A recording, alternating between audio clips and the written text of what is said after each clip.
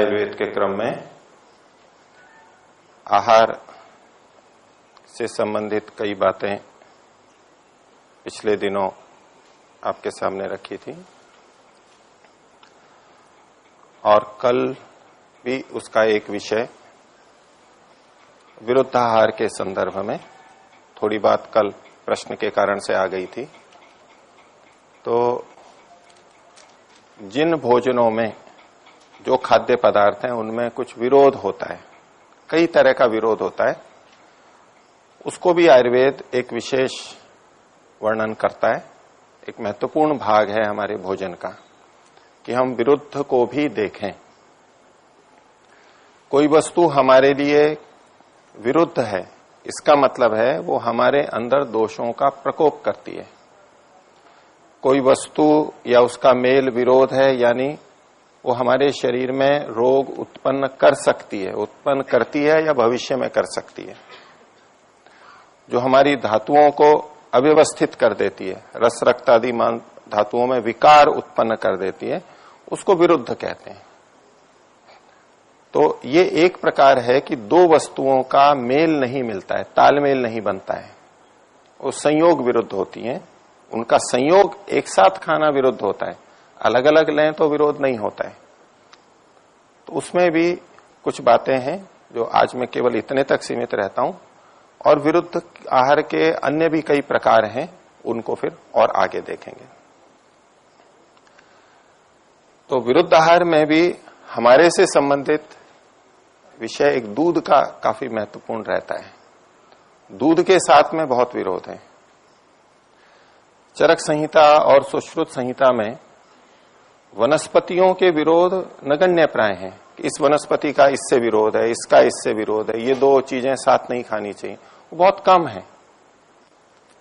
विरोध कहां पर है? या तो मांस के साथ में विरोध बताया है, इस मांस को इस तेल के साथ नहीं खाना चाहिए, इस तेल में नहीं पकाना चाहिए, ये इस पशु या पक्षी का मांस इस औषधि से या इस दूध से विरुद्ध है इत्यादि। और या दूध का, तो दूध हो चाहे मांस हो, ये जानता पदार्थ हैं, जंतुओं से हमारे को आते हैं। वनस्पतियों में ऐसा विरोध नहीं है, आपस में वो नाम मात्र का है। तो जो जो जानवरों से आते हैं और उसमें भी दूध, जो कि हम प्राय प्रयोग करते हैं, भारत में प्रयोग किया ही जाता है, पूरे विश्व में होता है, उससे संबंधित विरोधों पर हमारे ऋषियों की दृष्टि काफी गई है। तो मैं आज आपके सामने चरक के अनुसार और सुश्रुत के अनुसार जो उन्होंने लिखा है वो रखूंगा। और विरुद्ध आहार से जो जो हानियां होती हैं उसको भी क्या माना जाता है, और कुछ ये भी आता है, बहुत से लोग विरोधी आहार करते रहते हैं तो भी हमें कोई रोग उसमें दिखाई नहीं देता उन व्यक्तियों में, इत्यादि भी जो इससे संबंधित प्रश्न है। तो कब विरुद्धाहार प्रभावी नहीं होता है, निष्फल हो जाता है, वो भी शास्त्रकारों ने लिखा है। लेकिन सामान्यतया उससे बहुत से रोग हो सकते हैं, छोटे रोगों से लेकर बड़े रोगों तक बहुत सारी चीजें हैं। वो भी जो शास्त्रकारों का अवलोकन है, पर्यवेक्षण है, ऑब्जर्वेशन है व्यक्तियों में, उन्होंने इस तरह के खाने वालों को देखा होगा वर्षों तक, और बहुतों के अंदर वो चीजें दिखाई दी होंगी कि ऐसा ऐसा खाने वालों में ये रोग आ जाते हैं। वो समानता बहुत जगह देखी होगी। उस अवलोकन के आधार पर, ऑब्जर्वेशन के आधार पर उन्होंने ये लिखा है। लेकिन यहां बहुत विस्तार से ये नहीं लिखा कि इसके करने से ऐसा क्यों होता है, अंदर क्या हो जाता है। मोटे तौर पे लिखा भाई दोष विकृत होते हैं, धातुएं विकृत हो जाती हैं और उससे रोग होते हैं, लेकिन और बहुत विस्तार हमारे को शास्त्रों में नहीं मिलता है।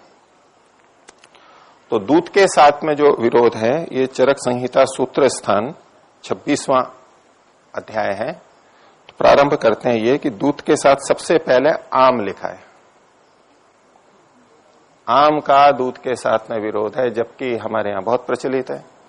हम आम का रस बनाते हैं तो उसमें दूध डालते हैं प्राय, यानी एक तो मैंगो शेक बनाते हैं और एक मैंगो जूस बनाते हैं।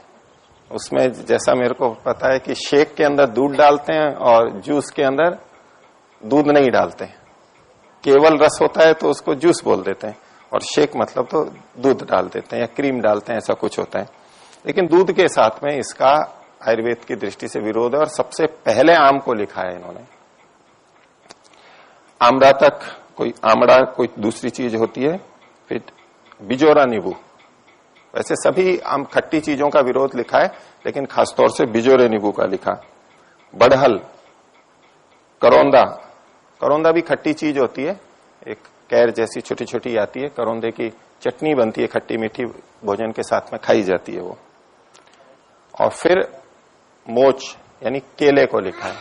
केला भी दूध के साथ में बहुत खाया जाता है, पहलवान भी खाते हैं और भी खाते हैं, वजन बढ़ाने के लिए खाते हैं और बहुत सात्विक मानते हैं। लेकिन चरक की दृष्टि से इन्होंने नाम लेकर के गिना है कि केले का दूध के साथ में विरोध है।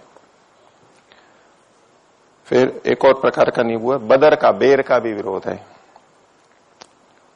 और आम के ही प्रकार हैं, कोशाम्र कोई दूसरे प्रकार के। एक है भव्य कमरख बोलते हैं लोक में, कमरख, उसके साथ में दूध का विरोध है।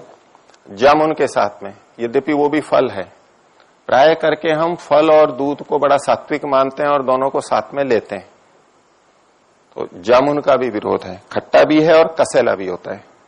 इसी तरह कैंथ का, कैंथ कपित्थ कठोर आता है, अंदर से खट्टा खट्टा होता है, चटनी आदि भी बनती है, खट्टा मीठा होता है। और इमली, ये भी खट्टी है, इसका दूध से विरोध है।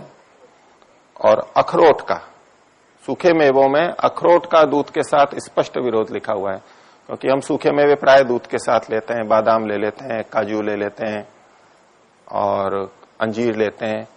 मुनक्का किशमिश भी इसी में आएंगे, उसका भी विरोध होता है, क्योंकि मुनक्का फिर भी कम खट्टी होती है, लेकिन किशमिश में तो खट्टापन रहता है और ये द्राक्ष से आता है, यानी दाख जो होती है द्राक्षा, उससे ही तो ये बनते हैं और उसके साथ में इसका विरोध है खट्टा होने से। और खट्टापन हमें लगता भी है खाने से, और आजकल जो आते हैं उसमें तो प्राय ये बाहर से भी मीठा डाल देते हैं, सैक्रिन आदि या क्या क्या करके लाते हैं, हमें पता भी नहीं होता है। दूसरा कटहल, कटहल की सब्जी खाई हो तो दूध नहीं लेना चाहिए, या कटहल पका हुआ भी खाते हैं फल के रूप में, होता तो मीठा है वो, लेकिन बहुत मधुर और अभिषंदी और गुरु होता है, उसके साथ में दूध का विरोध है कटहल के साथ में। तो कटहल की सब्जी हो चाहे कटहल पका हुआ हम खाते हैं फल के रूप में। नारियल के साथ में विरोध है, जिसको कि हम प्राय खीर बनाते हैं तो उसमें नारियल डाल देते हैं, और दूध और नारियल मिला के खोपरा पाक बोलते हैं उसको कई जगह। बर्फी जो बनाते हैं दूध की, उसमें पर्याप्त मात्रा में नारियल डाल देते हैं, वो भी एक अलग होता है, खूब खाया जाता है, लेकिन नारियल के साथ में विरोध है। इसलिए आप देखेंगे कि जहां नारियल का अधिक प्रयोग होता है वहां दूध नहीं होता है। दक्षिण भारत में आप जाएं तो दूध नाम मात्र का है, वहां दूध पीने की परंपरा नहीं है। वहां प्रचलन में नारियल हर भोजन में डलता है, प्राय इतना अधिक प्रयोग में किया जाता है, तो वहां दूध का नहीं है प्रचलन। और इधर जहां नारियल नहीं है या दूध का प्रचलन है, और या तो वो दूध पीते हैं तो बहुत थोड़ा सा पीते हैं, या चाय कॉफी में पीते हैं आजकल, लेकिन सीधे सीधे नारियल का दूध के साथ में विरोध बताया है चरक में। खट्टा अनार, प्राय खट्टा होता ही है, बिल्कुल मीठा हो तो बात अलग है। और अंत में आंवला भी नाम दे करके गिना है, आमलक। यद्यपि सब खट्टी चीजें सामान्य रूप से अलग से लिखा है, प्राय सभी खट्टी चीजें और नमकीन चीजें दूध के साथ विरुद्ध है, लेकिन जिनको गिना के लिखा है उसमें आंवले को भी लिखा हुआ है। अब ये चाहे ठोस हो चाहे द्रव रूप में हो, कैसे भी हो, इनका निषेध किया गया है। और इसी तरह से कुछ दालों के अंदर, जैसे कंगुनी है, टांगुन लोक में बोलते हैं, वन कोदो, मकुष्ठ, मोठ, मोठ एक दाल आती है, कुछ जगह प्रचलन में है। कुलथी की भी दाल बनती है, उड़द की दाल बनती है, और सेम की सब्जी बनती है। सेम जो होता है, सेम की फली होती है, उसकी बीजों को भी हम बनाते हैं सेम। इसका भी दूध के साथ में विरोध चरक संहिता के अंदर लिखा गया है।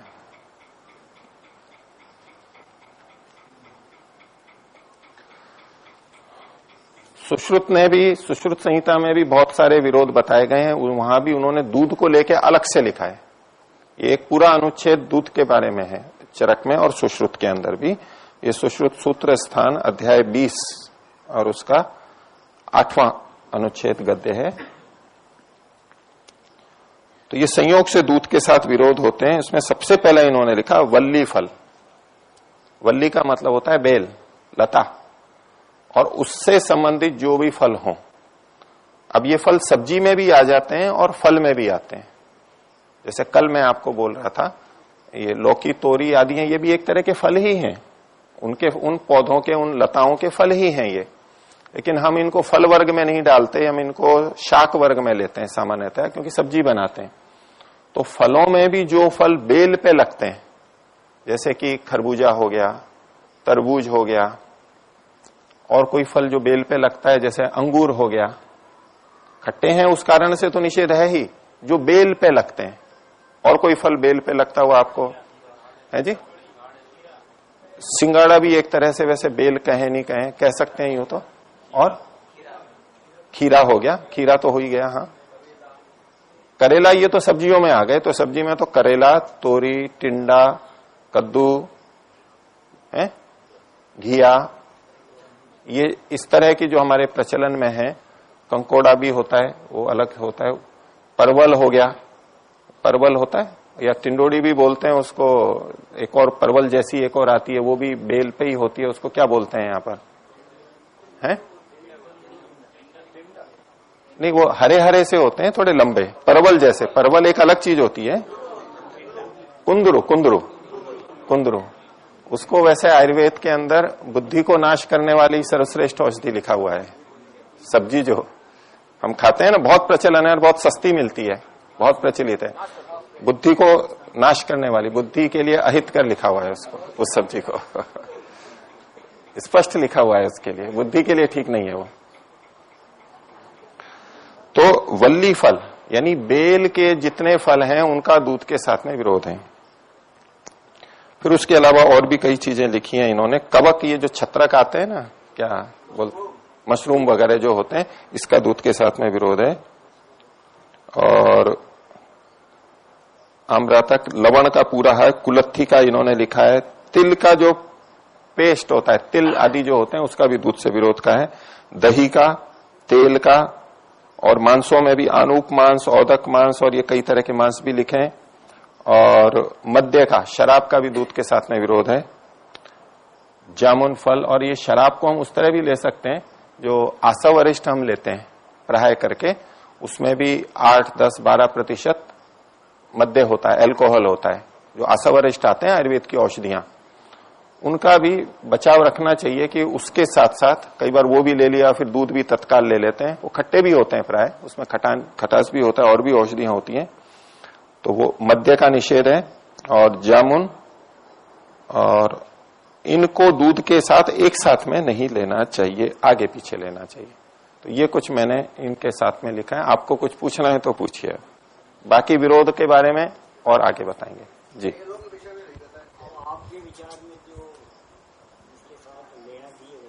मेरा विचार कुछ नहीं, जब शब्द प्रमाण ये कह रहा है, हम तो उसको प्रमाण मान के चलते हैं, ऋषियों का वचन है, तो उससे हमारे को बचना चाहिए, जहां तक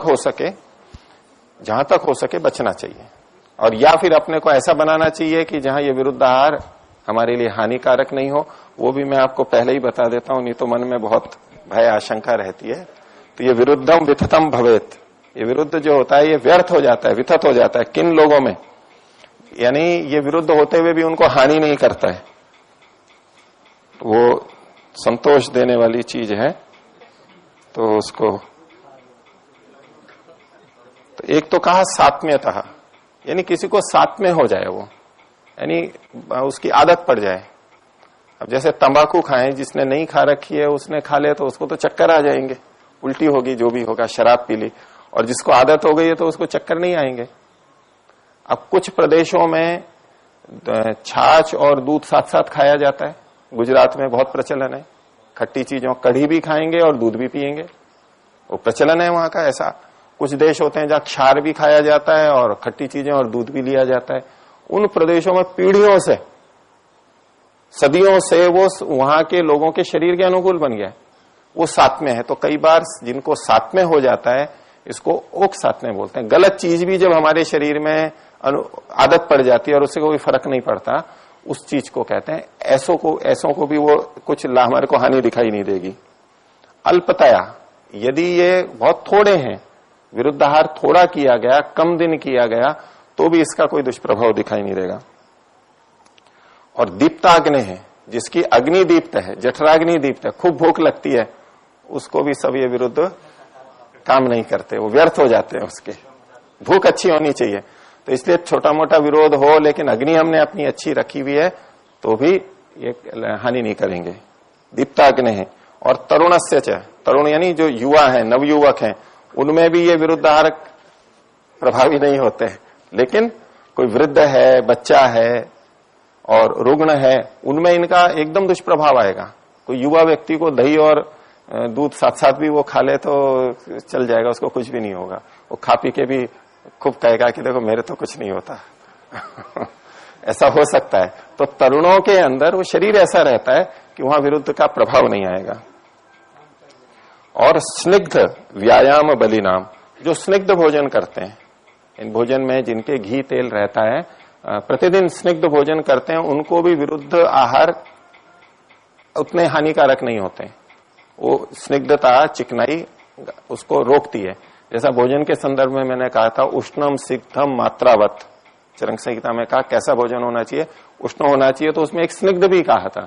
तो स्निग्ध भोजन रहता है तो जो थोड़ी कुछ विरोध होता है उसको वो कम कर देता है, उसको हानि कर। दूसरा है व्यायाम, जो व्यायाम करते हैं उनको ये विरुद्ध आहार कुछ काम नहीं करता है। शरीर ही ऐसा होता है उनका कि वो शोधन की प्रक्रिया इतनी अच्छी करता है कि जो गलत चीजें बनती भी हैं इस विरुद्ध आहार से, जो गंदगी फैलती भी है, तो उसका निवारण एक वो कर देता है, तो उस पर दुष्प्रभाव नहीं आएगा। और बलिनाम, जो बल वाले हैं, जिनकी रोग प्रतिरोधक क्षमता अच्छी है, बल है, तो भूख अच्छी लगती है, व्यायाम करते हैं, बलवान हैं, ऐसे जो स्वस्थ हैं, उनमें विरुद्धम विथतम भवेत, ये जो सारा विरुद्ध है वो व्यर्थ हो जाता है, यानी वो अपना दुष्प्रभाव नहीं डालता है। तो ये सारी बहुत अच्छी बातें भी हैं, जो उसमें थोड़ा आप लोग रास्ता निकाल लेंगे। थोड़ा आप पूछिए। हाँ बोलिए। आचार्य जी, इसमें जो निषेध बताया है वो स्वस्थ व्यक्ति के लिए है। जैसे मान लीजिए किसी का वजन कम है जितना होना चाहिए, तो वो दूध केला लेने से वजन बढ़ता है, तो हो सकता है वो दवाई के रूप में कार्य करे उसका। वो अभी कुछ इसमें नहीं मैं बोलता। वजन बढ़ाने के लिए इन्होंने और बहुत सारी बातें लिखी हुई हैं, बहुत सारे उपाय लिखे हुए हैं पुष्टिकारक चीजों के लिए। जी, फिर उनको दे दीजिए।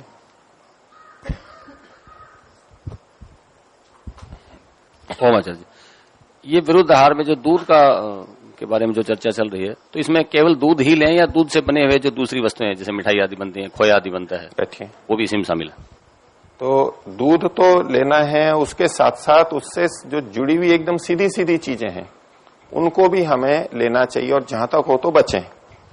लेकिन दूध को फाड़ के हमने पनीर बना लिया, वो तो उसमें खटाई डाल के, दही डाल करके ही हमने फाड़ा है, उसको आमिक्षा जो बनाते हैं दही डाल करके ही बनाया जाता है, वो शास्त्रों में उल्लेख भी मिलता है ऐसे ऐसे बनाना चाहिए। अब ये एक थोड़ी अलग चीज हो गई। लेकिन दूध से मान लीजिए हमने खीर बनाई है जिसमें वो थोड़ी पकी है लेकिन दूध रूप में है अभी, और एक हमने बिल्कुल मावा बना दिया, सुखा दिया, उसको बर्फी बना दी, उसको भी सेक लिया, तो उसमें अधिक परिवर्तन हो गया। तो यहाँ शास्त्र में कुछ इस विषय में मेरे को लिखा हुआ नहीं मिला, मैं अपनी केवल वहां से वैसे ही जो कल्पना से ही बोल रहा हूं, उसमें कोई प्रमाण नहीं है। लेकिन एक संभावना के तौर पे कि जितना हम थोड़ा दूर होते चले जाएंगे उतना उसका दुष्प्रभाव कम होगा। ज्यादा अच्छा है कि हम ना खाएं, और नहीं तो थोड़ा बहुत चला सकते हैं। जैसे कि मान लो नमक वाला भोजन है और हमने बर्फी आदि जो पेड़ा होता है वो बना तो दूध से ही होता है, लेकिन वो काफी पक जाता है, सूख जाता है, बचे तो ज्यादा अच्छा है।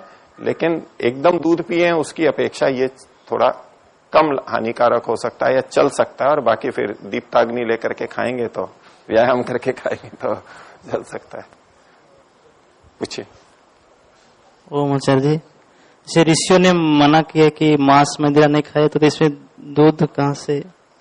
ये एक अलग प्रश्न है, इसको भी रहने देते हैं, ये अलग स्वतंत्र कभी चर्चा करेंगे।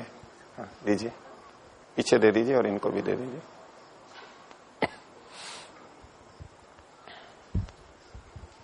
ओम आचार्य जी, क्या विरुद्ध आहार सकारात्मक, जैसे किसी रोगों में काम करते हो, बहुत सारे रोग होते हैं, विरुद्ध आहार खिलाने से वो ठीक हो जाते हैं, क्या ऐसा है? उसका कोई उदाहरण तो यहाँ पर नहीं कि विरुद्ध आहार करने से रोग ठीक होगा, ऐसा तो शास्त्र तो नहीं कहता है। लेकिन यदि आपका अनुभव है, कोई प्रमाणित है, तो माना जा सकता है। हाँ जी। ओम आचार्य जी, हाँ, दूध के साथ अनार और शहद ले सकते हैं? अनार, जी। अनार के लिए मना किया, खट्टा अनार, विशेष तौर से खट्टे अनार का। आप थोड़ा विरुद्धाहार से होने वाले रोगों को भी सुन लीजिए, थोड़ी सी शांति है। इनकी देखो कितनी व्यापक दृष्टि है, क्या क्या इन्होंने लिखा है दूरगामी रूप से, इनके अवलोकन ऐसे। जी, आम में थोड़ा खट्टापन रहता ही है, इन्होंने खट्टा रूप में नहीं, जो खट्टी चीजें हैं वो अलग से लिख दिया, लेकिन इनको तो नाम लेकर के लिखा है। उसमें खट्टा आम ये नहीं, बस आम्र, वो आम पका हुआ भी हो कितना, क्योंकि कितना भी पका हुआ हो उसमें कुछ तो खट्टापन रहता ही है। तो देखिए, जो रोग उत्पन्न होते हैं विरुद्धाहार से, विरुद्धाहार बहुत तरह का हो सकता है, किससे कौन सा होगा ये नहीं लिखा, लेकिन एक सामान्य रूप से लिखा विरुद्धाहार से क्या होता है। तो सबसे पहले इन्होंने लिखा है शांढ्य, यानी नपुंसकता। आज के युग में ये नपुंसकता बहुत फैल रही है, वैज्ञानिक भी जिस बात से चिंतित हैं कि इतनी नपुंसकता क्यों फैल रही है। उसका कारण कई विकिरण भी मानते हैं, आजकल की आधुनिक जीवन शैली मानते हैं, विश्राम नहीं होना, वो सब कारण है, लेकिन उसमें विरुद्धाहार भी है। अब सीधे सीधे तो हम व्यक्ति को पता नहीं लगेगा कि मैं नपुंसक हो रहा हूं या संतानोत्पत्ति में कम हो रहा हूं, शुक्राणु कम हो रहे हैं, महिलाओं के लिए भी ये लग सकता है। तो लेकिन इन्होंने सबसे पहले बात लिखी है कि इससे नपुंसकता बढ़ती है, दीर्घ काल में बढ़ेगी, जो भी होगा। फिर कहा अंधे, अंधापन, यानी आंखों के लिए भी हानिकारक होता है। विसर्प एक रोग बताया, चमड़ी का एक रोग है, चमड़ी के रोग भी काफी होते हैं। जलोदर, पेट में पानी भरना। विस्फोट, यानी फोड़े फुंसियां होना, तरह तरह के दाग धब्बे उभर आना। पागलपन भी लिखा है, यानी मानसिक रूप से भी वो विकृत हो सकता है, ज्यादा हो जाए प्रभाव तो। भगंदर, नाड़ी व्रण होता है, मल द्वार के आसपास हो जाता है, उसको भगंदर बोलते हैं, अंग्रेजी में फिस्टुला बोलते हैं। मूर्छा, मूर्छित होना, मूर्छित होना, चेतना से चला जाना, ऐसा भी हो सकता है। मद, आधमान, पेट का फूलना, आफरा जिसको बोलते हैं। गलग्रह, गल का बैठना, गले का बैठना, गले में खराश का अधिक होना, ये भी। पांडु, पांडु का मतलब है रक्त की न्यूनता, एनीमिया। पीलिया नहीं होता है पांडु, वो कामला बोलते हैं आयुर्वेद में। पांडु का मतलब है रक्ताल्पता, खून की कमी हो जाएगी उसको। आमविष, यानी आम बनेगा और उससे संबंधित उल्टी दस्त, ये रोग हो सकते हैं। किलास, सफेद कोढ़ जिसको बोलते हैं। दूसरा कुष्ठ रोग, गलित कुष्ठ जिसको कहते हैं। ग्रहणी रोग, आंतों का जो रोग होता है, ग्रहणी, बार बार मल जाना पड़ता है, भोजन पचता नहीं है, ठहरता नहीं है, फिर ग्रहणी बदल जाती है, बढ़ जाती है, तो संग्रहणी भी बोलते हैं जिसको, वो। शोथ, शरीर में सूजन। अम्लपित्त, यानी खट्टी डकारें जो आती हैं, एसिडिटी जो होती है, उसका भी एक कारण विरुद्धाहार है। ज्वर, बुखार। पीनस कहते हैं, पीनस मतलब जुखाम, जुखाम बार बार होगा, नाक बंद रहेगी, दवाइयां ही लेते रहेंगे, विरुद्धाहार से होता है। और एक विशेष अंत में लिखा संतान दोष, संतानों में भी दोष हो जाएगा, संतानें विकृत होने लगेंगी, अर्थात गुण सूत्र के स्तर पर भी ये दोष देख रहे हैं। विरुद्धाहार जहां होता है उनकी संतानें विकृत पैदा होने लगती हैं, कोई संतान विकृत हो जाएगी, ऐसा। तो इतना तक इसका गहरा प्रभाव होगा। नपुंसकता प्रारंभ में लिखा और संतान दोष आगे लिखा। तो उन लोगों की जो संतानें होंगी वो उतनी अच्छी नहीं आएंगी, शरीर अच्छा नहीं होगा, बुद्धि अच्छी नहीं होगी, कोई रोग होंगे, विकार संतानों के अंदर चले जाएंगे। यानी ये जीन के स्तर पर, गुण सूत्र के स्तर तक भी ये विकार कर सकते हैं, ऐसे विरुद्धाहार। और अंत में कहा कि मृत्यु भी हो सकती है। अगर कोई ऐसा विरुद्धाहार हो जाए तो मृत्यु तक भी हो सकती है, सब क्यों नहीं होगी, केवल पेट फूलने तक भी रह सकता है, इतना भी रह सकता है।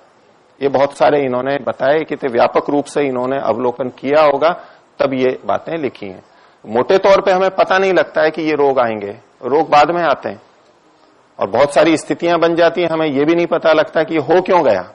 बस हम आजकल ये कह देते हैं भाई आधुनिक आहार विहार का प्रभाव है, पाश्चात्य प्रभाव है, आजकल के आधुनिक खान पान आ गए हैं उसका प्रभाव है, कंप्यूटर का प्रभाव है, लैपटॉप का प्रभाव है, मोबाइल का प्रभाव है, तरंगे, ये सब तो हैं, ये भी विज्ञान कहता है, इनसे भी ये दुष्प्रभाव आते हैं।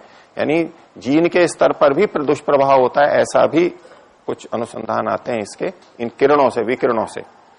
लेकिन ये इतने समय पहले भी लिखा हुआ है, उस समय तो ये आधुनिक पद्धतियां नहीं थी, इस तरह से हम नहीं जीते थे जैसा आजकल चल रहा है।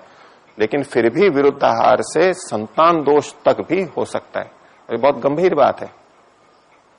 तो आज का विषय इतना ही रखते हैं। प्रणव।